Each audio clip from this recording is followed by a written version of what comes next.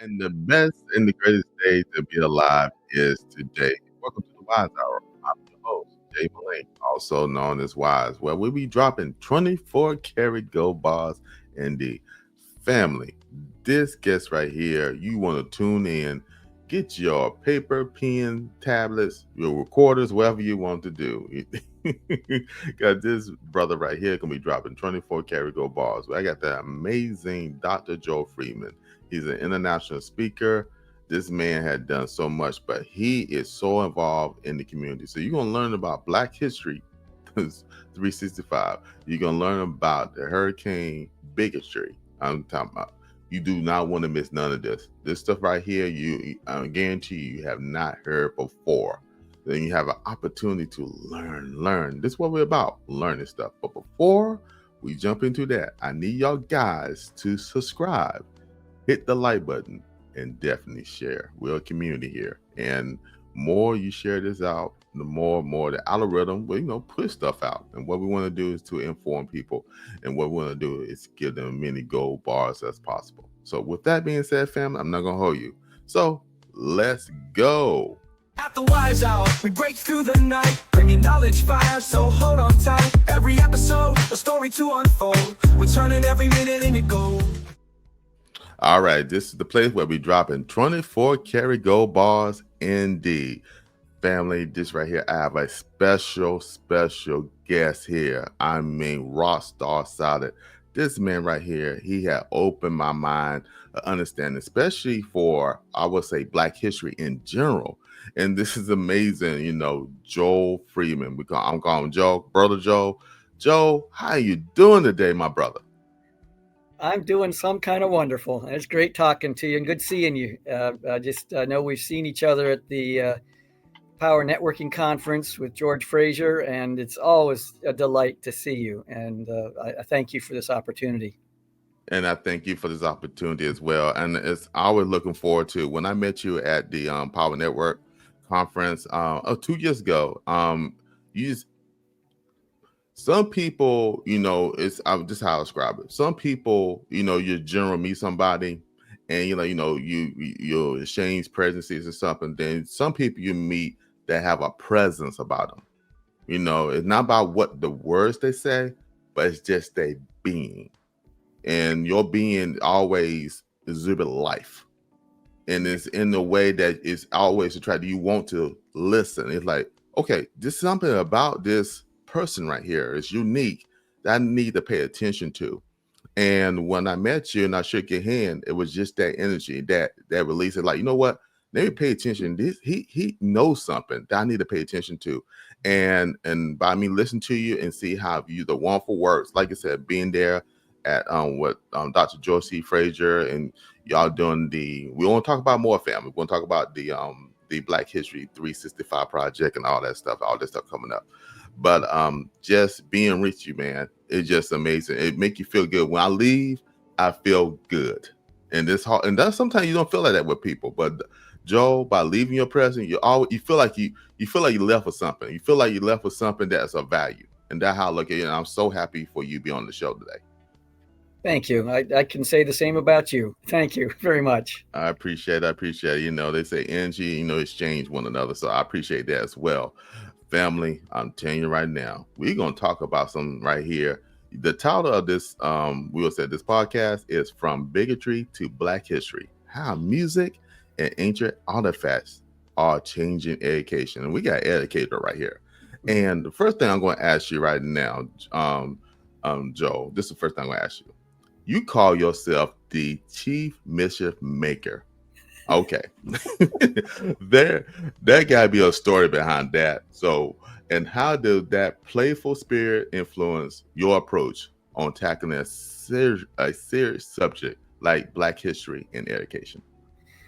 Well, Wise, I've kind of been around a lot of people from just all different stations of life. And I realized that a lot of people, as they begin to grow and expand and gain more knowledge and more understanding, sometimes they get stuck on themselves. And I just never wanted to be that guy. So even my website is called joelspeaksrealgood.com. And it's just a kind of a different approach. The brand for my company is dealing with people who drive you crazy. That's taken me to over 55 countries around the world. So to get to your specific question, Chief Mischief Maker, people say, well, I'm the CFO, I'm the COO. Well, I'm the CMM, Chief Mischief Maker. And I'm one who I kind of, when I look at things in a different sort of way, a different angle, and sometimes that might be off-putting to some people, but I find that it's just good to disrupt. And if something is going too well, just kind of take a look at it in a different way and just see, is there a better way we can do this? And that's kind of been my approach, and with a smile and with a sense of humor, and not stripping anyone of their dignity or self-respect in the process. That's just what I'm hopefully what I'm all about. That's what my desire is anyway. Awesome. Also, I love the way you're not. This is how I look at you, Joe. You're a person that is not always in the box. You think outside of the method of the box, but at the same time, you allow people to actually expand their mindset. They don't have to be same. They don't have to keep the same approach and to be thinking inside the box. They also expand their mind. That I look at that, and that's a good way to put it. With a C, EO, and then you have the CM, the CMM. That I think that's just so unique. And it bring conversation. It bring forth conversation. Like, what they really, what they mean? If he come here to cause problems, no, you come here to just shake up a little bit, just shake up things a little bit, reorganize some things. So I love the approach. Oh man! So since we going in there, we know your personality, what you're gonna give us, and everything. We're gonna dive into this subject right here. Now, family, I'm gonna tell you right now. We're gonna talk about more about this for the end of the program. But this right here, it'll change your life. So, hurricane bigotry is such a powerful metaphor. What was the moment that inspired you to translate this complex issue into music, and how was the response being received between both Black and whites communities? Well, the booklet you just showed, the hurricane bigotry booklet. First of all, I've been writing music for quite a while, and it wasn't until I guess probably in the last year-ish or so, maybe year and a half, that the drums really just started beating inside of me in terms of cranking out some music. And I bumped into some AI options, and then also there's something called Musiversal, where you can deal with let's say a drummer in Portugal, a bass guitarist in Brazil, a lead guitarist in Tokyo, Japan, a trumpet player in Colorado Springs, and all kinds of different folks. And you're invited right into their studios, and then we actually produce the song, the layer after layer, and then the vocalist on top of it. So it's just been an interesting journey in that regard. And I think the internet, digital technology and AI and all these things have helped to open the door to expand my mind in this area. But the hurricane bigotry, what happened with that was back in, I guess it was right around 2009-ish, 8-ish, right around there. I was down for Los Alamos National Laboratory in Los Alamos, New Mexico. And I was speaking at their Martin Luther King event. And what happened was, as I was, after I was done speaking, someone came up to me who has kind of a gravitas about him. And I could tell he was one that people would salute to, and it was a man of high respect in that particular organization and beyond. And during my talk, I talked about the whole idea of, do you remember the moment when you realized that simply because of the color of your skin, the rules are somehow different for you? And the impact that has had in my conversations, especially with Black men, especially over the age of 35, men with some perspective in life. And to then talk about the grieving process from that moment. It might be when a young man was 5 years of age, or 10 years of age, or 7 years of age, and someone called them the N-word, or something happened that they realized, wow, this is different. And this gentleman, he came up to me afterwards and he told me, and I was I was outside. It was a little bit chilly. I was getting ready to drive to Albuquerque, New Mexico, to get back to Baltimore, and I was kind of chilly. But he was telling me this story about his moment when he realized, and then he said, "You know something?" He says, "After that happened, he says it was like this hurricane force wind came up, and Mm. I learned how to lean into the wind, retain my sense of humor, kind of a dark sense of humor. But he says, I began to see things, life through a different lens. I began to ask questions. I began to dig deeper in situations, not just looking at the presenting issues, but looking at the deeper issues." And he said he really struggled with bitterness, with anger, rage, and all kinds of things as he tried to work his pathway and still retain his equilibrium with hurricane force winds. Because, I mean, you know this, a hurricane gets a name at about 75 miles per hour, sustained speed of 75 miles per hour, and you have cat 1, cat to cat 5 and beyond type hurricane force winds. And so I thought, well, that would be interesting, called hurricane bigotry, because hurricanes get a name. Hurricane James, Hurricane Helene, Katrina, and so on. And so I began to think that through. I ended up writing about it. And then the song came to me. The lyrics, like in the beginning of the lyrics, it says, "At 10 years of age, a young black man heard the words that sting. As the years passed, he leaned into the wind like Howling Wolf and B.B. King. Different rules applied based on skin. A broken world. Where do we begin?" And then I began to hear this blues kind of a vibe to it, the B.B. King Howling Wolf vibe to it. And then I began to wrestle with, because songwriters, they're thinking, do I go to to CD Baby, disco, all these different platforms. And then you get down into this dark hole with maybe 3 people listening to your song, and you might get 3 cents royalties over a period of time. So I thought, how do I do this differently? Once again, like a chief mischief maker, how do I approach this in a different sort of way that's not the norm? So I thought, when it comes to music, songs, I love hearing the story behind songs and what was the motivation behind that song. So I thought, so then I ended up launching my own a printing company, a new enterprise called Hybrid Lit, where you start print and finish digital, because most books are read on the toilet. And I didn't want a big old thick book, 160, 190 pages or something like that. I wanted something to be thin, 16 pages, that wouldn't be overwhelming to someone. And then, pick it up off Amazon, eBay, whatever it might be, and just become, they now are saying, well, I can get into this. And then they finish it. And then I have a QR code at the very end that takes them to bonus material. So rather than chopping down another tree, an extra tree, I should say, now we can make this digital and deliver the music around the song, the story behind the song, and it can become something that can really impact people. And so thus far, over 2,000 people in a short period of time have received this booklet. And it's just been amazing to me, and I still am putting it on Spotify and all these other platforms with hardly anyone listening. But the music is now getting out in a different sort of way. Yes, and I love it. And the thing is, you being a creative, you did not, like you said, you think outside the box, being the chief Mr. Maker. You think outside the box. So you say, how can I get this? Yes, you're using the standard ways, but how can I make this creative? I love the approach, like you said, when you sit on, when most people, they sit on the toilet, they sit on the great white throne, they are sitting there reading. So, why not have something very simple that they can carry? They can scroll through it real quick, get information.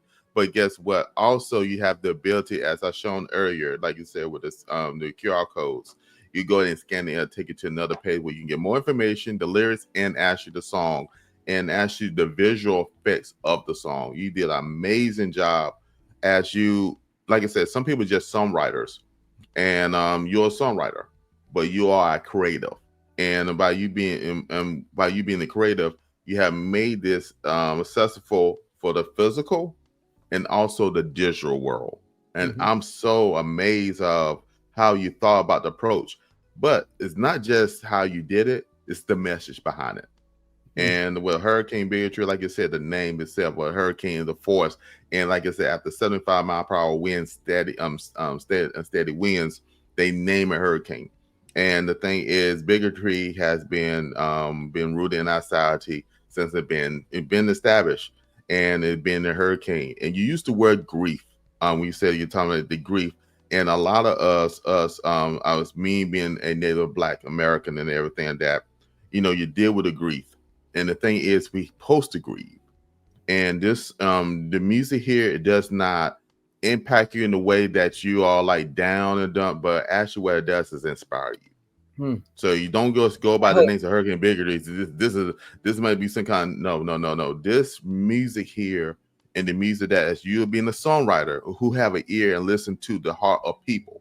And that's what I love about you, Joel. It's not that you could be saying, no, I want white man, I'm just gonna stay out there. No, you have a passion for people, and passion we're gonna talk more about other things you do. But you have a passion for people, and also listen to the story, and you use your platforms that God given you to make sure, what, let me share the truth of life of what somebody's feeling.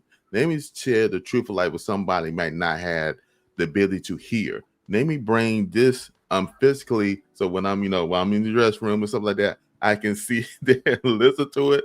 I can see, I could be in the car, listen to it. I can be anywhere and gain information. So I think this is so incredible. And I will encourage people, and you will see the links in the description just below the like button, people. Just below the like button. You'll see this information there. So I would love you to go to any place of your choice. Like he said, he got many places, marketplaces where he's selling these. And also he got stuff on, like he said, on Spotify and stuff too. But definitely, if you can support this project, please do. He said you have over 2,000. We'll love to say 200,000. That's what I would love to say. Why? 200,000 and more. Go You know ahead. what happened to me? I turned 70 this last year, and so it's caused me to really think about things, about life. The Bible says that we, 70 years is 70 years, and some might, by reason of power, might go 80 years. And so I'm leaning in the direction of just kind of looking at things through a different lens now. And so I've created an album that is almost done. It's called Empty the Library Within.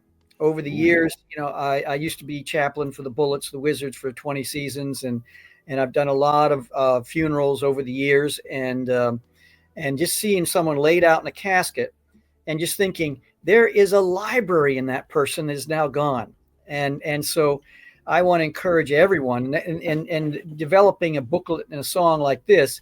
The whole idea is part of emptying the library, having hybrid lit, the publishing enterprise is I've got all these different ideas, but it'd be so overwhelming to me to write a 160-page book.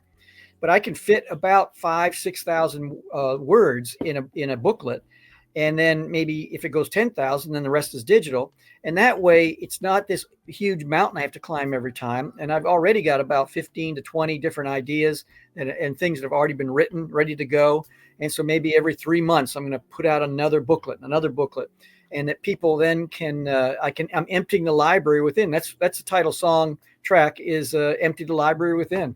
And that's what it's all about. And that's what I hope to encourage people who are watching this, is to take inventory of where your counsel is in demand. That's how I write.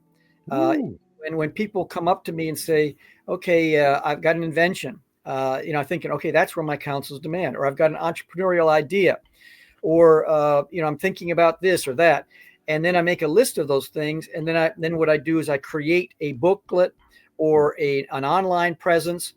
And let's say about Black history, all kinds of people call me up about that. And I say, well, go to truthcentrism.com. And that's my crap detector. Because if then call me, then we'll drill down to the specific issues. It might take them an hour to go through that website, but then I can determine whether it's worth my time to spend with that particular person. If they're not willing to do the deeper dive, and then we can be specific, because when we get specific, we can become terrific. And it's just the whole idea of making sure that I'm spending my time wisely, because you can't buy that back. Every minute that goes by, the time that we're spending together, you're giving me a great gift, spending your time, and hopefully I'm giving you a gift of my time and our listeners. And so that's the kind of the thing the way that I try to live my life. Woo, dropping 24 karat gold bars indeed. Family, go ahead and throw some fire emojis in the chat, fire emojis in the comment, because I'm telling that Joe, man, he dropping true value.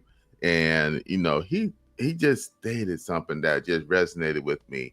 And he's, like I said, it's a title song. And that is the empty out your library. And we have a responsibility to be able to our unique gifts and talents to be able to empty out into the world what all have been put inside us. How dare us just to keep all that to ourselves? And sometimes I get it, we don't realize it because life be lifing and life hits you. But like he mentioned before, as he worked, as he'd been a champion over for the NBA, for the Wizards, and many other organizations as well. Mm-hmm. So, but like you say, you seen somebody cast up, man, that library, that person did not get a chance to avail to the world. This is the opportunity now. We enter into a new year, 2025, at the time of this recording. And this doesn't matter 2025 or 2026 or 27. Each and every day, you should take, and I believe in daily things. Each and every day, you should empty out your library, some form or another.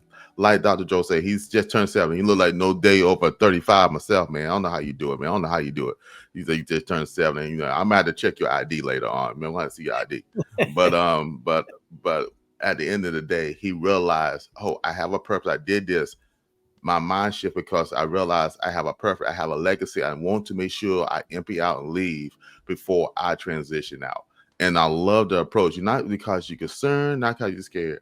You're just driven by purpose. And I want to make sure that we are driven by purpose as well. Do you have anything else you want to add? I got another question for you. Go ahead with the question. All right. This is the question. You have described this this song as a love letter to America. Could you share a specific story how this music, we're talking about hurricane bigotry, how this music has opened up the difficult conversation between different communities? Well, everything I've seen out there about race relations in America, most of everything I've seen is didactic. It's like, I'm going to teach you, this is the history, and sometimes has an edge to it, and rightfully so. And there's a lot of pain there. And so I thought, how about if we do things differently? We come through a different gateway, the music gateway.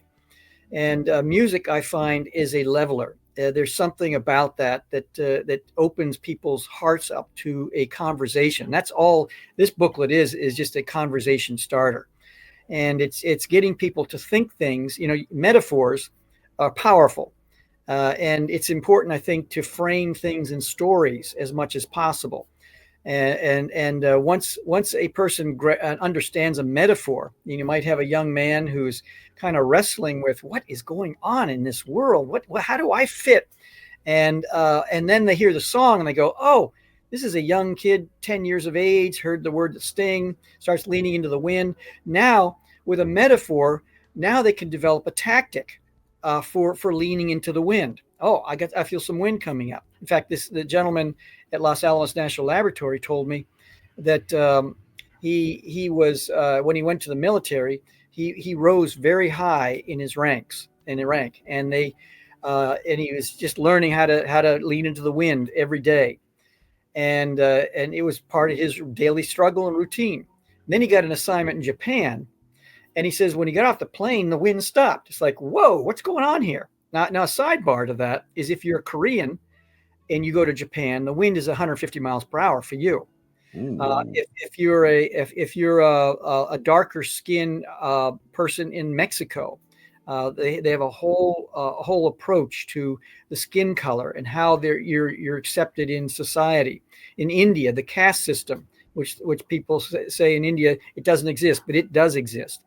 And so if you're from a lower caste, you are not going to be accepted in higher caste systems. If you're Roma, or the common word is gypsy in Europe or Scandinavia, there's a whole different approach to a gypsy than to other people. So when he got off the plane, I want to universalize this. It's all part of our human condition. And he said the wind stopped for him. And he was like, whoa, he almost lost his equilibrium, if you know what I mean. And then about 3 weeks later, there's a delegation that came from DC. They went out for dinner that evening. And he says, wouldn't you know, around the dinner table, I felt the wind pick up again. And then he said something to me. And I know that you have been people have said some very kind things to you and very meaningful things to you and have to me. But I would say one of the more meaningful things from things said to me from a stranger is that he looked at me. He's no BS kind of guy. He looked at me kind of long and hard. And he said, for some reason, I don't feel any wind coming from you. Ooh. When I drove down, and I talk about it in the booklet, but when I drove down to Los Alamos, to Albuquerque to catch my plane, it's about a 2-hour drive. And when I got, I think, on Route 5, I had to pull over a couple of times because the tears were in my eyes. I couldn't see.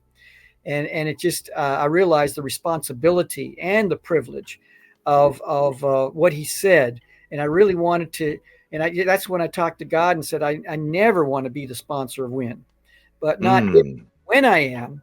I want to be man enough to admit it to the person or the people to whom I was sponsoring the wind. And I don't mean just everyday issues. You know, I mean, we all deal with issues, conflict. We have to make decisions and all that kind of stuff that aren't even race related. It's just life. But it's the whole idea of, if ever I am someone that is looking down on someone because of their station in life, because of the color of their skin, because of whatever, and that is made aware to me either internally through self-reflection and self-awareness, or externally through awareness from somebody else or something I've read, and then I go back and I unpack it with that person or those people, the individuals involved. I want to be man enough every single time to address it and to take it on the chin and say, you know, I was wrong and I repent. I ask for forgiveness for that. Ooh, I love it. I love it. Be a man about it and recognize the situation. And that's a lesson for all us men and just human beings in general. You know, it just is, what am I here for? How can I help a situation? If I do error or miss the mark, fall short, can I be a man to stand up and admit it? And I think in our society, we have the challenge. I would say, with black or white, it doesn't matter what race, because you went through the whole gamut of how we as a people, how we look upon, we put people in systems, class, whatever we want to call it, we put them in systems, right? It's systems, it's government systems. You walk down the street and you judge someone. We judge, I don't say you, correct, but we judge people immediately and determine how we're going to approach this particular person. Yeah, exactly. There's nothing wrong about it necessarily inherently. It just is what it is. It's part of the human condition. But it's all external until we really take the time, and I call it the curiosity-driven life, to be curious about people and to ask questions. And I'm sorry I interrupted you, but I you good. No. You're more than welcome. When something like that comes out, you dropping gold bars, I'd rather catch a gold bar than you sitting there fumbling. So, so no, you good. And this was all about, because you gave me more insight. Hey, everyone, this is a quick interlude right here. Hey, I got a sponsor, got a message for you. So check it out. Speakers, entrepreneurs, professionals, doctors, and lawyers. We are excited to invite you to join Dr. Anthony D. Shannon, that's me, to what? Leaders Live Generously Summit. It's a premier virtual event taking place on February the 17th, 18th, and 19th, 2025. This 3-day summit is crafted to inspire, equip, and empower visionary leaders like you with the information, strategies, and inspiration to win in 2025. At Leaders Live Generously Summit, you'll have the opportunity to transform your leadership, gain insight and practical tools to break through limiting beliefs, soar in your industry, receive cutting-edge strategies that will set you up for success in 2025. We want you to thrive in 2025. Connect with community of like-minded leaders who are committed to living and leading generously. This summit is your chance to come alive and step into your next level of influence, next level of impact. Don't miss out on this transformative experience. Join us and thrive in 2025. To register, go to leaderslivegenerouslysummit.com. We look forward to seeing you soar in your leadership in 2025. All right, fam, you do not want to miss this experience. So definitely register today. Go to the website and go ahead and follow, join, whatever you need to do, because this opportunity would change your life. So we are thankful for Dr. Anthony D. Shannon for providing this information for us. So, of course, you know what he's doing. He's dropping 24 karat gold bars indeed. So, family, that's the end of this interlude. So we're going back to, and since we are, since you have mentioned Black history, we're going to go into Black history. So we're going to go ahead and talk about this Black History 365. All right, the Black History 365 curriculum starts with ancient Africa rather than slavery. How has this intentional choice changed the way students engage with Black history? If I could take a step back, I actually brought a copy of the book here. It's backwards. I may come across backwards on someone's screen, but it says Black History and subtitled An Inclusive Account of American History. It's about 3 inches thick. It weighs 5.5 pounds. It is filled with over 2,500 images with over 1,200 QR codes within. And it's like a museum in a book, an encyclopedia, if you will. A lot of sidebars, and we have something that we affectionately call the elephant experience right here. And so starting in ancient Africa, the reason why we did that, and that was intentional. First of all, Dr. Walter Milton, he's the trailblazer. He's the founder. I could not even begin to do something like this without him. And he's a Black man. I'm a white man. I'm from Alberta, Canada, and all the rest of it. And it just somehow we connected 20 years prior. He was superintendent of schools in Springfield, Illinois. And he invited me to come and do some leadership work for his cabinet. And so I spent a few days with them, and we had a great time. And he did something different that I'd never experienced before. He brought me to his home. Normally, people say, "Hey, go back to the hotel, and we'll see you tomorrow morning." There's an Applebee's or nearby. There's, all kinds of different restaurants nearby, Carrabba's and all the rest, and we'll see you tomorrow morning. He brought me to his home to meet his wife and his children, and that really made a mark on me. I just thought, wow, that is pretty incredible for him to do that. And so we kept in touch, and then he called me up about 6.5 years ago now. And he said, "Hey, Joel, I'm starting to work on a curriculum, a Black history curriculum." And he said, "Would you come and join?" And we ended up he was founder, I'm co-founder, co-authoring this project, putting in 2.5 years. I just want you to think about Groundhog Day, every morning waking up, putting in 12 to 16 hours a day. We had no guarantees, no promises, no school system saying, "Hey, you do this and we'll buy it." And it was a huge risk. My wife thought I was crazy, and she was 99% right. And then she later joined, and she was an English teacher. She became the chief editor of the entire project and helped to edit and write and do all kinds of things. So it was quite an experience. And so what happened is that we wrestled with, okay, how do we start this? To get to your question, we're going to start in ancient Africa because everything else we researched out there started with enslavement, with the slave trade or something like that. And we thought that's wrong. There's something wrong about that because that's not the start of Black history.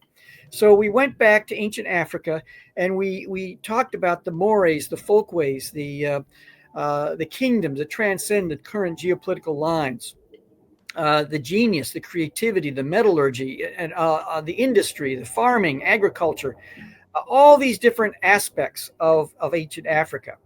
And now we're ready for the good, the bad, and the ugly of the last 4 centuries or so. And so that was the catalyst for this as another part of a love letter to the entire country and the entire world. And then we wrestled with, okay, how are we going to deal with tough topics? So if I could use my hand as an illustration, the thumb represents uncomfortability, and the other four fingers represent the schema, the approach, the process for touching and connecting with uncomfortability. And so, you think of topics like, okay, what are some hot topics? Uncle Tom, 3/5 of a human being. Should we tear the statues down? Reparations. White people in black people in the deadly dance with both American political party machines. Can a white person ever fully understand the black experience in America? Lynching, manifest destiny, the doctrine of discovery, scientific racism, and we could go on and on. We identified over 50 hot topics, which are represented by the thumb, and so we don't blink. We walk straight. We run straight toward these hot topics, and the approach that we took is that, first of all, to connect with the hot topics, we invite everybody, parents, students, educators, administrators, from K to Gray. We invite everyone to connect first with their critical thinking skills. So in order to do that in a curriculum, we wherever there's two sides to a story, a binary choice, if you will, like reparations, should we do it, pro, con, or should we tear the statues down? Yes, no. In that fact, we added a third rail, yes, and leave them up, but then put another statue next to them to launch tens of thousands of educational conversations. But we don't ever share our opinion about it, because we're not here to tell people what to think. We're teaching them how to think, how to become critical thinkers. And so wherever there's a binary choice, as I mentioned, we show both sides. We'll have like 5 QR codes that take people to yes, let's tear the statues down, or yes for reparations. And then we have 5 QR codes that are no for reparations, or should we tear the statues down? And that way the students are pried loose of their confirmation bias bubbles, their echo chambers. And now, just like in the great debaters with Denzel Washington with Wiley College, they had to be aware of 4 main topics and know both sides or all sides of 4 different topics, and they didn't know which topic was going to be brought in. And that's why the part that Denzel played, would put the students on the stage, shut down all the lights, and just put the spotlight on them to feel the pressure and the tension, and just rapid fire things at them. No safe spaces, no comfortability. Like, okay, you're doing too much. I can't take this anymore. It's just like, we're going to go at this hard. And so the whole idea here is for the students now to become critical thinkers, to look at both sides, another side that maybe they haven't considered before, from credible people with credible thoughts on this, and showing the well from which they get their water for their ideas in the topic. Then the second thing to connect with difficult and challenging and uncomfortable topics is to become a compassionate listener. And to, just look at me, look at you, 2 ears, 1 mouth. There's a parable there somewhere to at least listen as twice as much as speaking. And what the wisdom that can come out of solitude and quietness, and turn the music down, turn the outside external pressure, turn all the different distractions down, so that we can be uncomfortable with silence, and to walk straight into that, and into the pain, into the issues that are at hand, and how are we going to address them, and how are we going to connect with them in some fashion. So it's not just thinking, it's now listening, compassionate listening. Then the third thing is to become a fact-based, remember, we're just inviting people, we can't force anybody to do anything, to become a fact-based, respectful communicator. So thinking, listening, and now speaking, communicating, which includes body language, because about 45% of communication is body language. About 7% is the content. And perhaps about 38% or so, give or take, is the voice inflection, the level of decibel level, and all these other things that come with it. But body language is a huge part of communication. So it's the whole idea of a fact-based, respectful communicator is to begin to really weigh, is this a factual repository, a repository for factual information? And because sometimes I can tell within 30 seconds where a person is getting their news information or getting their ideas or something like that in a conversation, a casual conversation with somebody. And so it's just a kind of broaden. Okay, I'm getting information from here. That's fine. How about from something opposite? Another repository that might make you feel uncomfortable. That it doesn't kind of ring all your bells and doesn't make it easy to accept what has been pre-chewed over here. And so then the final thing is not just to be thinking and talking and listening about these things, but now what are you going to do about? What we're going to do about it? Come And on now. the final thing is that connects with uncomfortabilities to become an action-oriented solutionist. So in the textbook, what we've done in the textbook here is we talk about Annie Malone, for instance, and hardly anyone knows about her, truly knows about her. She's the one that taught Madam C.J. Walker about the hair care and beauty industry. And one time I went to St. Louis where she had a huge building, and she had a whole city block in Chicago. She was one of the first black people in the state of Missouri that owned a Rolls Royce, for instance. In 1926, she paid close to $40,000 in taxes alone.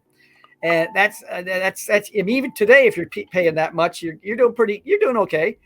And so the whole idea is she trained up over 75,000 women entrepreneurs at a time when men were hired last and fired first. And so it was a game changer in black homes all across the country. And so anyway, utilizing her as kind of a good housekeeping seal of approval, kind of reanimating her legacy for people at the top. And here's the idea. People at the top, just a few people, they come up with a code of conduct. And because greed is measurable, and pride may not be too measurable, but it reveals itself. And all these different vices and sins that cause things to break apart and cause things to get off the rails, that they sign an agreement that if anyone starts entering into greed and all these other things, that they will be fired from this small group at the top. And then what they'll do is that they'll put in every hair care and beauty parlor, every barbershop, put up and I own in my collection, a Black History collection, I own a diploma from 1926 from Annie Malone's Poro College in St. Louis. And so to put that up in every single salon, every barbershop, so that someone sitting there getting their hair done or cut, and they look up and they say, "What is that?" And the barber, the hair salon person says, "Oh, I'm so glad you asked. That's Annie Malone. That's. Did you know about Poro College? Do you know how she had this system for straightening hair and all these different things that she did?" That was unbelievable, and how she empowered so many people. And if a woman stayed with her for 5 years, they got a diamond ring. If they bought a house, that she would give them a cash award. If they opened up a bank account, she'd give them more money to put in their bank account. She was just unbelievable in what she did. And so from the bottom up, educate at the grassroots about Annie Malone.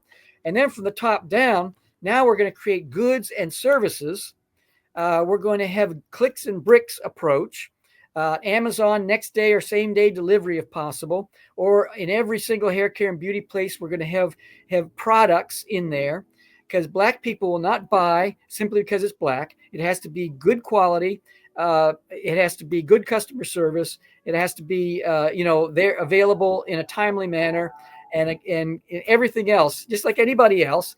And so anyway, it's got to be something that, in a multi-billion-dollar a year industry, instead of waiting for the government to repair the infrastructure of our cities, take the lion's share of the money of, let's say, 1.5% of a multi-billion-dollar industry every year, and grow incrementally every year, and taking back from the Asian community owning 90% of the hair care and beauty industry products and goods and services, to be able to start taking that back by educating, offering products that are aqua-based, not chemical-based, and then dealing with predatory lending and all that kind of stuff for people going to cosmetology school, and just hitting it at different levels. And what a thing to be able to then, let's say, take a look at Peoria, Illinois, or how about Baltimore, Maryland, and say, we are going to repair the infrastructure of this city, of this community. We're going to adopt this city, for lack of a better term, and we're going to take the lion's share of the funds that come from this low-hanging fruit rather than waiting for the government and all the rest. And we're going to just do this entrepreneurially and get buy-in. It's going to take a lot of art and science to do this, a lot of buy-in from the leadership of the community and the government and the politicians and everything else, industry, and then hire people of color to repair the infrastructure of the city. I mean, why not? Why not? That's not? That's the whole idea of the fourth thing of becoming an action-oriented solutionist. After thinking, talking, and also listening very carefully, now we're going to do something about it. Come on, 24 karat gold ball dropped in the y'all here. Y'all come on, hit the comments, throw them fire emojis, go and hit the chat. I mean, right now, I mean, good God Almighty, y'all should be on right now, clicking on the description, clicking on it right now, and ordering this book. You see how thick that book is? It's got so much information in there. If you truly want to understand what we call Black history, not just what I guess we say the system of power to be. Look at all the information, and he got detail. There's pictures in there. It doesn't that time. Now you want the information, but he actually got historical information and pictures in there showing something. We're gonna talk about that Rosetta Stone in a second. So I mean, and this is the thing about it. When you have people in the life, and what I love about Joe is you just saw the vision, right? You just saw, okay, I got this, I got the actual original license. What would be unique to have in every barber shop, every beauty salon as a reference point of what created that? And because a lot of people, we got cosmetology schools, we got a whole lot of barbers. I got a real close friend of mine. He's a barber. I love him to death. He's immaculate. I would love to see that in his barber shop. You know what I'm saying? And somebody asked the question, and see your visionary and how it come out, because you do with so much passion, because it's not about you. It's about community. That's what I love about Joe. You always think about community. Yes, can people make money off of? Yes, can people buy stuff? Yes. But at the end of the day, we are emptying out our library and we are gaining information to make our lives better. Yeah, man. All right. And so with that, I don't want to stop because you just showed me a picture. So I'm going to go ahead and do this real quick. We're talking about between Rose. I'm going to talk about two things. So you're going to pick one, and you can go ahead. You can elaborate how you want to. Between the Rosetta Stone project and the Jack Johnson recording, you have preserved history in a unique way. What drives your passion for making historical artifacts and stories accessible for the modern audience? Well, first of all, Wise, I was not a very good student. I left home when I was 17, hitchhiked about 5,000 or 6,000 miles around North America, long-haired hippie, dope-smoking fool. I had no desire at all to do anything in the area of academics or be a historian of any sort. And so, in fact, my big dream was to go up north from Canada, buy land at 10 acres of land, $10 an acre, clear it, and just drop out of society. That was my desire. Find a woman who would hang out with me there and get high every weekend and just clear brush and just build a log cabin and live off the grid. And so anyway, that's a whole nother story. But it's the whole idea of I'm looking today, at AI and different things. We had the Industrial Revolution, and this is all going to make sense in just a few moments here. The Industrial Revolution, it changed the skyline of cities across the world. Actually, it changed modes of transportation. It also brought in some negative things, child labor issues and pollution. But net, it just changed the way we live. 100 years ago, taking a hot shower, that was reserved for a king or a queen. It just was unbelievable to think about taking a hot shower. And so, or someone very wealthy. So what we take for granted today, little cell phones that we have in our hands, just the computer power on this little cell phone is just astonishing. Just mind blowing. For at any time in life. Well, today we have not just an industrial revolution that we can look back on and still experience, but also we have three revolutions. I call it the triple revolution. It's artificial intelligence. It's spatial computing, the goggles and everything and seeing things spatially. And then thirdly, quantum computing. Now, any one of those three is a game changer internationally. But now you bring the convergence of those three together into one focal point at a time such as this. Growing up in a generation like this is to me a very challenging situation, and in fact, I'm concerned. And the reason I'm concerned is because we have this God-given human brain, and what happens is that young people today, if you sat down with 100 young people, let's say 10th, 9th, 10th, 11th, 12th grade, and gave them all some truth serum, I would say that almost 100% have written papers using ChatGPT. I would. I mean, it used to be called cheating, but nowadays it's just like, hey, it's addictive. You're sitting at the kitchen table writing a paper that's due on Thursday, and over there is a laptop or a cell phone, and you could go to ChatGPT and ask a few prompts, and boom, the paper pops out, and it's like, and I'll massage it a little bit to make it look like a human did it, and then to come out of it and say, hey, I did this paper. I think that gnaws away at the integrity of a human being, let alone a whole generation, and it creates this poser mentality, the imposter syndrome. Hey, I wrote that, I did that, I created that, all the rest of it. And so I think it's important to have something, because most people just have their arm over their shoulder and say, oh, it's happening. And they say, I don't know what to do about it. If in the wrong hands, this can get dystopian rather quickly. And I fear things about it. I don't know what to think about it. I don't know what to do.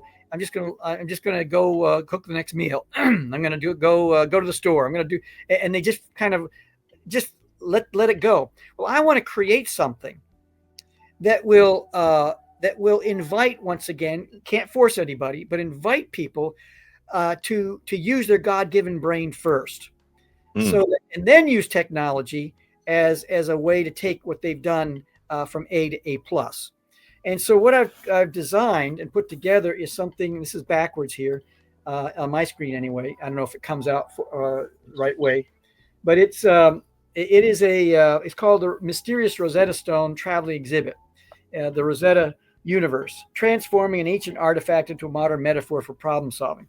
So that's what I want to do is kind of clean the dust off this ancient artifact that we affectionately call the Rosetta Stone because of where it was found, and then to make it modern, to contemporize it, make it contemporaneous, whatever the word is. We'll make up a word if we need to, but to bring it to today, so that kids of all ages, from K to Gray, can begin to interact. So my dream, and we're well on the way to this, is to design a 5,000 square foot traveling exhibit that will travel all around the country for 7 years, 7-year orbit, 5 months at each venue. And these will be science centers, museums. We've already done the pre-work. We sent something out to all the museums, key decision makers museums around North America, gave them a list of 18 different topics, like extreme sports, or Jane Goodall and gorillas, and the research she did with gorillas, and all these different topics. And then we threw the Rosetta Stone in there. Only 3 sentences per category. And for key decision makers in museums around North America, that came back head and shoulders above every other topic, everyone had an appetite to say, we want to bring that into our museum as a travel for 5 months. So we know the appetite's there, and so it'll be created 4 different zones. The first zone will be about the history that hardly anyone knows about. Napoleon. We started in 196 BC. what caused this to be even created, the Rosetta Stone, the three different inscriptions, the hieroglyphics, and then the demotic script, which is a cursive form of hieroglyphics. So really the same language in two different forms. You learn one, you don't know the other. And so it's kind of an interesting way.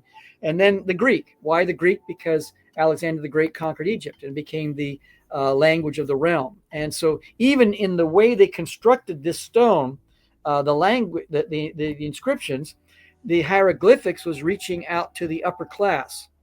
It was reaching out to the religious class, if you will, and the people that would understand hieroglyphics, which is a very small esoteric group of people. And then it was a message to the common people in the demotic. We get the Greek, that comes from the Greek word demos. We get the word democracy. The common people use this language. And so the common people would know what was on this. And then Greek, that was for the business class, the government class of people. So everyone would be connecting to the information that was on this. Wow. And so I have to go to Rosetta Crazy to find out what was on this. I have a whole thing on what to know about it. So once people understand this, that this was unearthed in 1801, or I'm sorry, 1799, they unearthed it on the west bank of the Nile. And they thought, okay, we know what the Greek says. In the last sentence in the Greek, it says the same thing will be in all three inscriptions. So they go, oh, wow, this is going to be, easy peasy lemon squeezy. It's going to be real easy to figure this out because we know what the Greek says. And it says the same thing will be in hieroglyphics and demotic script. And so what happened is they took it back to Cairo, which is about 100 miles away, kind of southwest from Rosetta, which is on the west bank of the Nile, right at the mouth of the Mediterranean, and the mouth of the Nile into the Mediterranean. And it's a whole nother story why they're even doing that, Napoleonic soldiers. But then finally what happened is that the French got beat by the British. The British ended up with all the cool stuff from Egypt, including the trilingual, the stone with the trilingual inscription. They brought it back in 1801 to Great Britain, which is now resides in the British Museum. And I'll just share this with you. The History Channel back in 2013 did a show called 101 Objects That Changed the World. Ooh. And the objects, computer, jet plane, rocket ships, the wheel, all these different objects. And they brought together a bunch of SMEs, subject matter experts. They spent close to a year looking at all these objects and doing it in hierarchical format and with a why for each one. And they came up with the Bible is number one on this show. Number two is coinage, money. And number three, the Rosetta Stone. Now, I'd already been involved. I mean, one of my replicas, I made replicas. One of my replicas was already in the movie Night at the Museum Part 3. And I launched this project at the Library of Congress. My replicas were already in museums and in private collections around the world. And then when I saw this special in 2013, I'm sorry, the Night at the Museum came a little bit later. 2013, I thought, I don't know anything about the Rosetta Stone. How did that beat out the wheel? How did that beat out the rocket ship or the airplane or the automobile or anything else, the cell phone or whatever it might be, the computer? How did that happen? And so that's when I started doing a deeper dive, and I realized that the country, the world needs to know about this. Because once the template is done, Wise, we're going to create 2 for China, travel around for 7 years, 1 for Southeast Asia, 7 years, 1 for Europe, 7 years, and another one that'll travel for 7 years to various cities that aren't connected to the other orbits, like Sydney, Moscow, Tel Aviv, Rio de Janeiro, places like that. And then at the end of 7 years, all of these being refurbished between every single venue, brand spanking new, each venue. They then are going to be donated to 6 different parts of the world. And the first one's going to Barbados. And what they're going to do is they're going to help with tourism, with jobs. And then number 3, which is maybe even most important, we're going to develop a citizen group of people, because people are going to learn about history. They're going to learn about cracking codes. They're going to learn about language and culture. And then they're going to learn about the 7 steps for solving pretty much any problem within about 8 to 10 categories of problems. Moral, ethical, problems, interpersonal problems, race relation problems, all these different, organizational development problems, mechanical problems, technical problems. And so it's a transcendent, first the R, in Rosetta, we have the R, which stands for recognize the problem. And then O, obtain information. Number S, specify goals. In other words, is the goal to become famous, to become wealthy? It's okay. Just specify the goal. We have to know the why, because once you know the why, you can endure any who, anyhow, any when, anywhere, anything that comes at you, you can endure if you understand the why. And that's where the S comes in, so important. And then E, evaluate the options and take the best, find the best of the worst, test the solutions, T. And then T, take action. A lot of people do these things, but don't take action. Take action, and then finally assess the results. Continually assess the results and see if it's actually working. So once the country or a region of the world receives their Rosetta Universe 5,000 square foot exhibit, we're going to then have a citizen-led group of people. Like Barbados, there's about maybe 290,000 people there. They're equal number that are part of the Bayesian diaspora who love that region of the world, but feel impotent, powerless. How can I help? Other than send money back home or whatever, send kind thoughts. Well, we're going to present an opportunity for them to connect digitally with this group of people that we're going to call solutionists, who will use the 7 steps, first of all, to identify the top 25 problems of that region of the world, and then go about solving them. So you can have a civil engineer living in Stuttgart, Germany. You can have a student in Ottawa, Ontario. You can have a homemaker in Miami, Florida. You can have member of the clergy in New York City. And they all will be able to have a piece of understanding how to break this problem down and solve it. And that way they can send love back to the area that they came from and that grew them up. And so once this all is done around the world, 7 years after these 7-year orbits, then to see these citizen-led groups, and hopefully it'll catch fire in Flagstaff, Arizona, and Peoria, Illinois, Chicago, all London, England, all over the world. Hopefully this will catch on, and then citizens will now begin to look at solving problems. I'll tell you why. Baltimore, just tell you this real quickly. Under President Obama, Baltimore received $1.6 billion with a B, $1 billion. I used to live directly in Baltimore City, and I knew a lot of the politicians, a lot of the issues in the church, in the politics, and in business, entrepreneurship, everything else around that particular city. But in 2016, so 10 years prior, under President Obama, Baltimore received $1.6 billion. What was the purpose? To help with education, clean up streets, and just do wonderful things for the city. About a little less than 10 years later, under Trump, received $16 billion. So now we're knocking on the door of about $18 billion given to Baltimore City by the federal government for the purpose of cleaning up the city and helping with education with our students. Where'd the money go?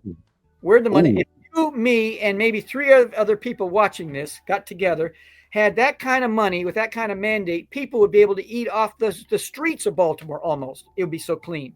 And it'd be such a wonderful place. It would not be near the murder capital of the country. It would be an incredible place to live. But you know what? People look to the government for help. And all I'm saying is let's look at things through the entrepreneurial lens. Let's recognize the problem. Let's obtain information. Let's specify goals. Let's evaluate options. Let's test solutions, take action. Let's assess the results, and let's do this. And let's maybe even use the money from the black hair care and beauty industry to do it. Low hanging fruit. And let's put something together that will help this country and really, really help. So where greed isn't involved and power politics and all the rest. If anyone starts playing those games, you're out. You're fired. You get out of here. Let's go. I'm with you on this. Let's go. And I love the mindset, like you said. So we get so caught up. I call it as a system again. We get caught up in the system and get caught up in the government and stuff. And if we are, as a community, is willing to use, like you said, even the low hanging fruit, and that right there is the $1 billion industry all by itself, the health and hair care industry all by itself. If we're willing to actually be attentional and actually have focus and be driven to improve a community, or like some they use Baltimore for example, it can be done. The thing is having everybody focus and attention on how can we improve. It doesn't have to be overnight. It doesn't involve every person, but it involves a person. Mm-hmm. You could be that person. You can make that change today. And go ahead. We talk about reparations, yes. And I say let's look at it through a different lens again. Let's do this rather than just pleading with the government to give money, because it's like winning the lottery. We keep the money has as much impact as it took to earn it, as much sweat equity put in. If something comes just like that, it just will be spent, and it's like, okay, now what? Now what do we do? Now we got a bigger mess than we had before. But if there's some sweat equity involved, if there's a sense of purpose involved greater than ourselves, if we push out all the greed and all the stuff that seems to come in there, and all the power politics and everything else, and all the recognition, can't remember who said this, but if people don't care who gets the credit, incredible things can get done. And this is not something for me to do at all. I'm a white guy, and that would not work in this culture at this time. I'm a white guy from Canada, so it has to have a different face to it, a whole different vibe to it, a whole different thing. But that's just the way I think. I just and then with Jack Johnson, you had mentioned him. I've been this whole project, the Rosetta Universe project. In fact, people can go to rosettacrazy.com. And at the very top, they can go to a media center that will give them online access to the digital copy of this book, which gives an overview, timeline, the finances to be raised, how they're going to be used. We have on our advisory board Smokey Robinson and Ben, Kathy Hughes, Jonathan Downs, all kinds of folks that are on our advisory board. Muhammad Mustafa. Muhammad, he's one of the chief curators of the Grand Egyptian Museum in Cairo. We have all kinds of people involved in this. And so with Jack Johnson, we're raising 10 million, would provide, because when I go at something like this, I think, how can other people win? And we'll provide some incredible benefits of marketing. People spend about $10 million, $7 million just for 30 seconds in the Super Bowl, 30-second ad in the Super Bowl, 7 million, another 2 to 3 million for focus groups and creating the video and all that kind of stuff. So about $10 million for 30 seconds. That's like pouring water through a sieve. It feels good for a moment. It's gone. Yes. Offering 7 years of sustained marketing for $10 million. And also a gold mine, a database of people who visit each one of these throughout North America, a gold mine of information about people that can be connected with. If it's a tourism, like a state wanted to do this, come to South Carolina. It'll nothing finer than going to South Carolina or something like that, or North Carolina, and it just or a corporation takes it on, and so and then 30 million for the whole world, the whole global footprint for an organization has a global footprint, and so. I decided, okay, I've talked to a lot of people, a lot of interest, a lot of intrigue, but there's a lot of things you got to go through to raise funds. And I'm learning, I'm on a learning curve. So I thought, in my collection, I own the only disc from 1910, the original disc, not a copy made, an original disc, weighs a full pound, of Jack Johnson talking about the fight of the century from the 5th to the 15th rounds. Wow. And I've extrapolated 13 segments, audio segments, just from the 15th round alone, which is the most important round of all. And here's Jack Johnson in his own voice. Does he have a Southern drawl? Does he have a booming voice? What does he sound like? Jack Johnson in his real voice talking about the fight of the century. What's his thought? What is he thinking? What is he feeling? And so for the first time, I am going to be presenting this. I've had it for over 2 years, and I acquired it through a antiquarian record dealer in Great Britain. And I've just been wondering, how do I do this? So Jack Johnson is going to crack the code for us. He 115 years ago, when he did this in 1910, we're now going to share this. Plus, we have a blues music video about Jack Johnson. It'll blow your mind. It'll blow your mind, this video. Thirdly, the value we're going to add to people is that, thirdly, they are going to also, what I've done is out of the 13 statements, I've developed a 10-point war strategy that Jack Johnson used to defeat James Jeffries, the Great White Hope. And so I'm showing what Jack Johnson did then to defeat this insurmountable situation. The perseverance, the resilience. What did he do? And then I bring in, that's then, what about now?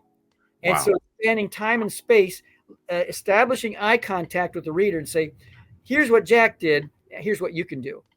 As a result, and that is transcendent in whatever industry or dream or idea that a person has. And so those three things, those three distinctives for a $10 donation.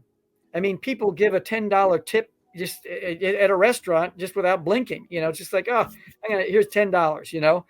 And so a $10 tip, and of course, if they give more, if it's $100, they're going to double their order. They're going to get 20 of these booklets. But I'm writing a booklet. It's almost done. It's called Jack Johnson Speaks. And it's all about the masterclass of Jack Johnson, 115 years ago, and how it can be brought into one's life today. And so that's going to be done. And then we're going to have people buy the booklet. They're going to get a secret code to a video, the password protected video, to actually hear Jack Johnson speak. And you're going to have video of the film, because they actually filmed the fight. So they're going to have the film. So when he says, I hit him with a left hook, they're going to see Jack Johnson hitting him with a left hook, and then a right cross and a boom, boom, boom, like that. They're going to see that as Jack Johnson is communicating it. And so it's like they're being transported back in time. And so then after that, after about maybe 90 to 120 days, we're going to put this up on a platform, a digital platform, and we're going to have the whole thing on there that people will be able to download into that platform and watch it in a secure space, so that people can be exposed to Jack Johnson in 2025 and beyond. And how we connect this is that Jack Johnson, he was a problem solver. He was a solutionist of his time. Did you know that he had invention? No, I did not. Bilingual.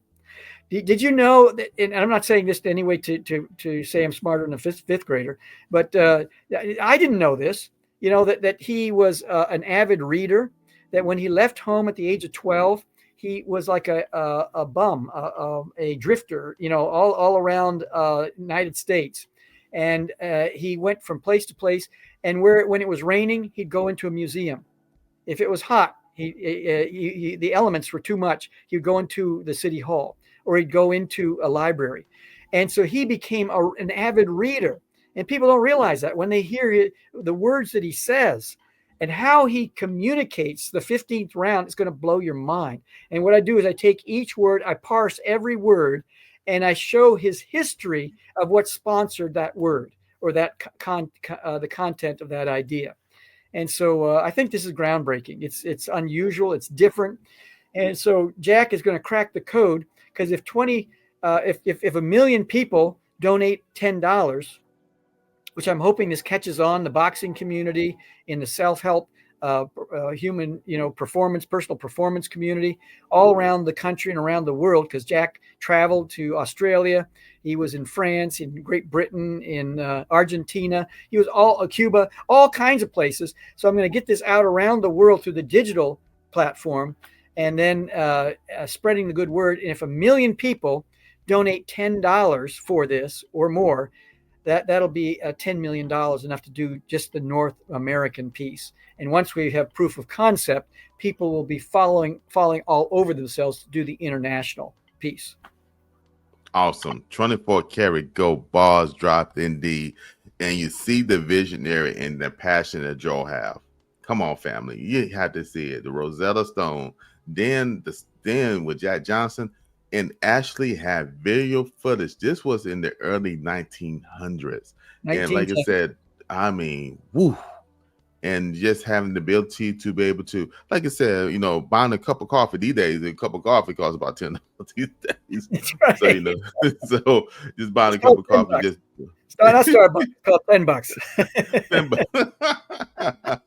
I like to. I have a person who talk about Whole Foods. He said Whole Food, whole check, and so stuff like that. So so for the price of just going to get a cup of coffee or going to Whole Foods, you can just donate and get a part of history and be a part of history and actually be in the vision of something can be much greater.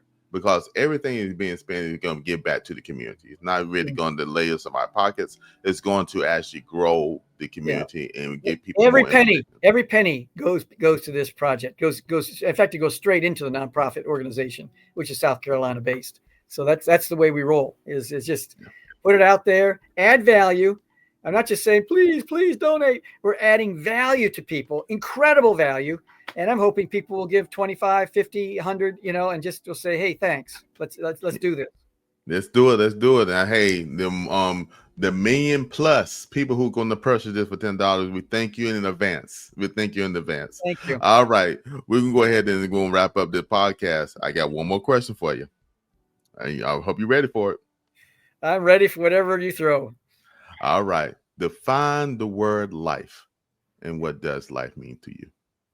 Life to me it's first of all, I once saw a video of a gentleman who had a long rope, and he wrapped masking tape around about, I'd say, 10 inches of this rope. This long is a gold rope.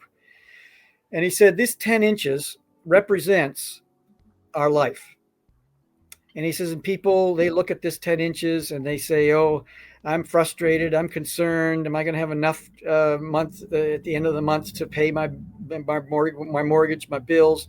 And that is life to them, dealing with these 10 inches. So in the first phase, as a young person, we're learning. The second phase of we're working. And then the third phase of retired life, we're having fun. We're traveling and doing all the things that we dreamed about as young people. And hopefully we have all three in one box, all three boxes in all three elements in one box. Like Michael Jordan, he's learning while he's going up for a slam dunk. He's earning a lot of money for making that slam dunk, and he's having so much fun, he would do it for free. And so, but these 10 inches on the rope, this gentleman was saying, he said, people are so concerned about these 10 inches of life that they miss. And he started pulling the rope in. He says, this represents eternity. And he kept pulling it in. It was, I don't know how long that rope was, but he says, and you're going to get frustrated with these 10 inches or an inch on the 10 inch or a meter, a millimeter on this 10 inches. You're going to get so focused on these 10 inches, you're going to miss what eternity is all about. And so for me, life is all about preparing for eternity by keeping eternity in mind while we're in time. And so it's just, it's something, time, I think it's T. Austin Sparks wrote in one of his booklets, he said, time is like the ox cart that stopped and allowed people to jump on, to go into eternity. And so I would really say for anyone who's watching or listening in the background, I would just say, if you're so caught up in time, in these 10 inches of life here, in the here and now, that you're missing what eternity is all about, you are missing out greatly. And so love your spouse if you're married. Love your kids. Your kids are going to grow up so fast. Next thing you're going to be walking them down the aisle, and they'll be out of there after about, I'd say, age 15. They're pretty much, they get their license at 16 or so, and they're pretty much gone. And so just cherish, just get beyond the frustration and the pain and the heartache and the lack of sleep and all the rest of the things. They'll always be your kids, but focus on eternity, because eternity will make sense, allow you to make sense of you're going through now. And so, if you get a flat tire, it's like, wow, I have a car. In many places around the world, people don't have a vehicle. I got a high class problem. Yes, I'm late for my job, and maybe my cell phone is out of juice, and my cigarette lighter is busted, so I can't juice it up. Whatever it is, but I at least have a cell phone. Hopefully, I have a spare. If I don't have a spare, then we got a place. Someone AAA or someone can come and fix it. But it's just trying to look at this. I'm stuck in the airport. There's a snowstorm in Denver, which is affecting my flight. And I might miss the flight or something like that. Just to try to think about eternity. What is it? Maybe I'm supposed to be stuck here in this airport or this situation. And I don't always pass this test, by the way, these tests.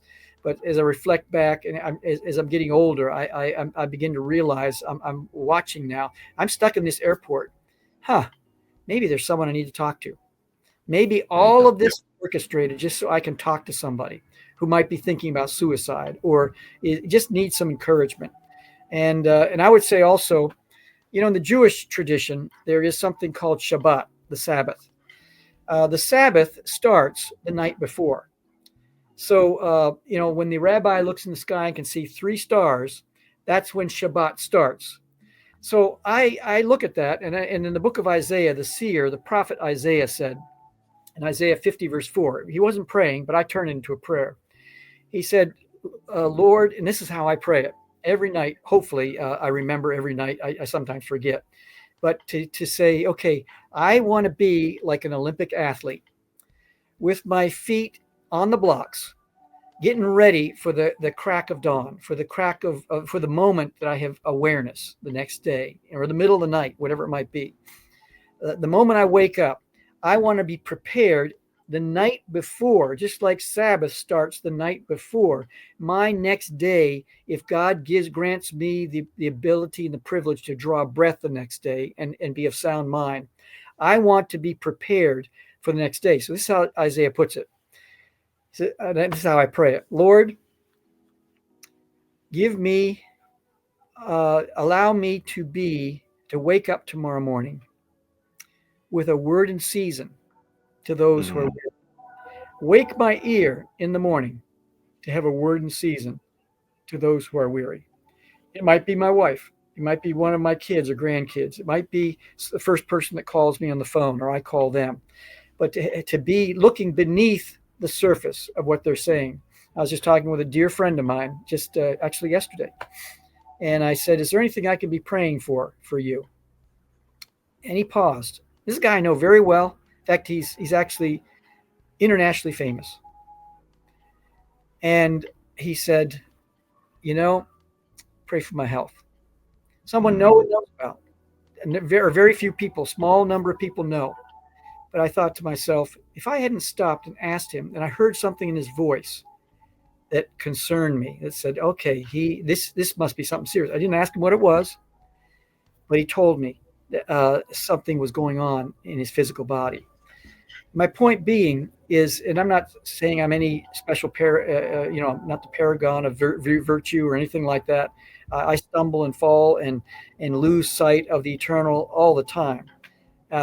It's just that is just to kind of, and that's part of the process, is being aware when we're not. The self-awareness within and the self-awareness without. That I need to be filled with the Holy Spirit. And can I share one more thing? Yes, go ahead, please. The way I look at it, Wise, is that a fish down at the bottom of the ocean is dealing with severe pressure. Let's say the Marianas Trench, which is miles, 6 miles down. If you and I stepped out of a bath escape, we would be instantly crushed beyond recognition. And yet those fish are not crushed. And yet the fish near the surface, 10, 20 feet down, have no thicker skin than the fish at the bottom of the sea, the bottom of the ocean. And why is that? Well, right now, my hand, I have about 15.1 pounds a square inch of pressure coming on my body, all over my body, every square inch. And the reason for that is to keep me from exploding. I have internal pressure, blood pressure. There's pressure in the eye. If a person doesn't have proper pressure, they get glaucoma in the eyes. And so we have pressure from within that pushes out against the pressure that's coming on the outside that keeps us from imploding. The fish at the bottom of the sea has the just right amount of pressure for dealing with the internal pressure, dealing with the external pressure to keep it from imploding or exploding. And so I look at it this way. You have athletes, professional athletes, that are dealing with a tremendous amount of pressure. I say, God, may God give you, when I talk to a professional athlete, just the right amount of pressure within. Because if you get a big head, you're going to explode, and that's not going to be good. It's not going to look good. You're going to tear your life apart. If you get pinheaded, you're not going to be able to function or perform, and it's false humility. And it's just going to be, any pressure that comes, you're just going to kind of get into a small little package, and that's just very small, and it's not going to be productive. And so may God grant you whatever station, a politician, an extremely wealthy person, a very poor person who is trying to make it, the ends meet, someone who lives rural, suburban, or inner city, someone different ethnicity, hue of skin, the way that a person, their face is designed, all these things, God will give us just the right amount of internal pressure to keep us from imploding.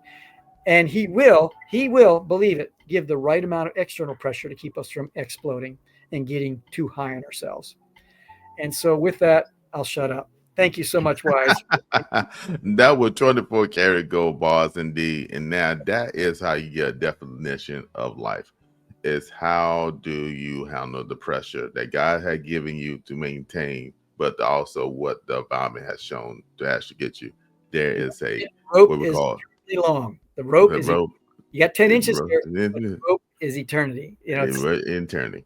Well, I will say this. Let me say this. I'm so thankful that you didn't go ahead and buy them that 10 acres of land and go ahead and cut down the woods and just decided. I'm glad that you decided to hold on to that rope and look for eternity, because you have blessed so many people by you not just going into the woods and just being to yourself. So thank you for that.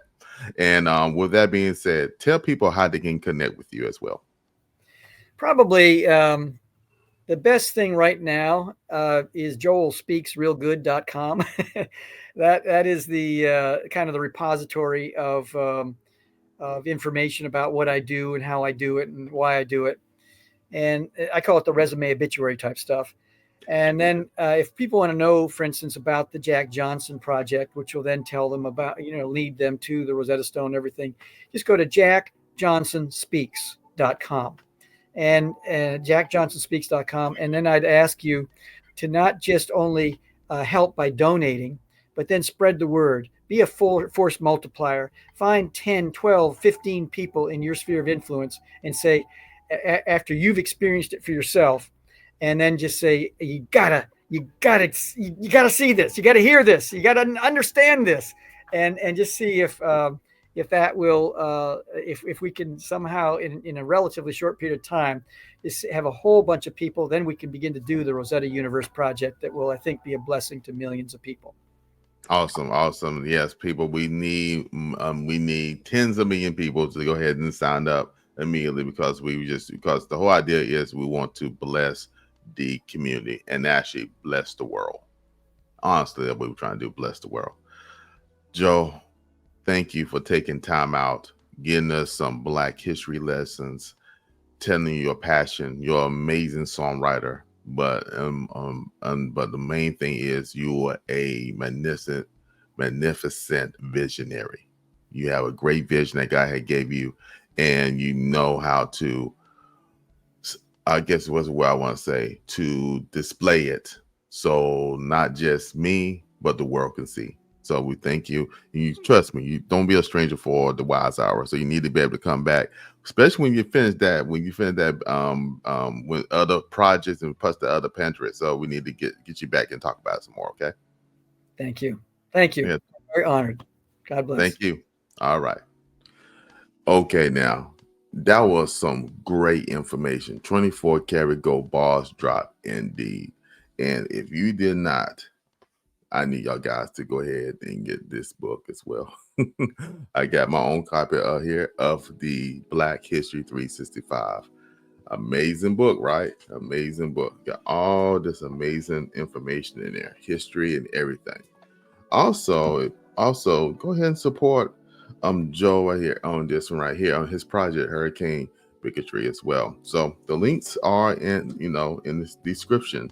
So definitely check them out and all the other projects he got is going on as well. All right, family. Also, there's a book. It's Entire Wear. It's a memoir of my life. The challenges I had growing up as a young child, teenager and stuff, dealing with anxiety, dealing with pressure of life and stuff. But it's not just that. It's a reflection book that anybody read it would bring out, I guess I would say, the best of you as well, and identify some things. So definitely, if you know anybody who's struggling with anxiety and all that stuff, this book right here will help them through this whole entire process, as it definitely helped me as well. So just go ahead and get your digital copy. Go to the website and order your digital copy today. Family, also, you want to support my channel, I got a merch line. Go to the link right here and you can get the wear shirt. You can get on understand when they wear your R t-shirt. You can get the 24 karat gold bars, and we got t-shirt for men and women for that as well. So definitely check out the merch line and purchase yourself a t-shirt today. Thank you for that. All right, family, you know what I'm going to say. Love is the action word. While you're taking the time to love yourself, make sure you show love to someone else. And we'll see you on the next Wise Hour. All right? Take care and peace. Running in the rain, no chains can bind me. I feel the sky, no walls can hide me. Heart beats loud, dreams rise like the sea. What is freedom if not just to be?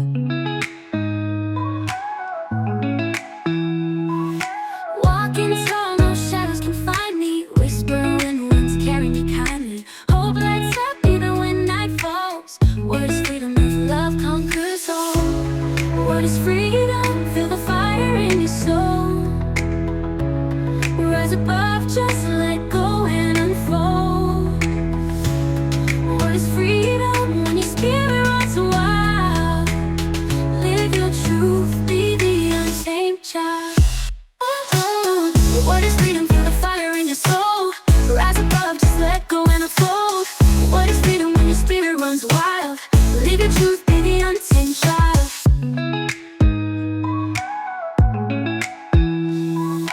Eyes wide open, world spins brightly. Steps unafraid and hold on tightly. Breaking through fears, becoming so clear. What is freedom when courage steers? Believe in the dream, hold it close, so near. Shout it out loud, let the world hear. What is freedom when we break the mold? Step by step, watch our story unfold.